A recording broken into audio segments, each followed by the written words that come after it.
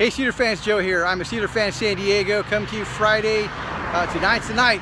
Are you ready for some football? Today we play the New York Giants on our preseason Game 1 opener. Now we won't see Big Ben or Antonio Brown or some of the other starters, but that's okay. It gives the backups a chance to shine. And also a little note here that this year we don't have to cut down to 75 after Game 3 of the preseason. We can go all the way to Game 4 before we cut our 90 roster list to our final 53-man roster. And a quick shout out to number 26, Le'Veon Bell.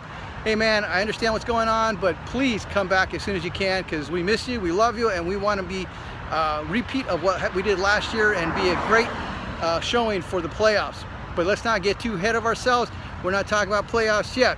I want to give a quick shout out to my wife also, Angel, because she is a great trooper when it comes to the Steeler schedule. And if you are a football widow or widower, let me encourage you to take a game or two and enjoy it with your spouse. And last, let me do the tie-in for the real estate.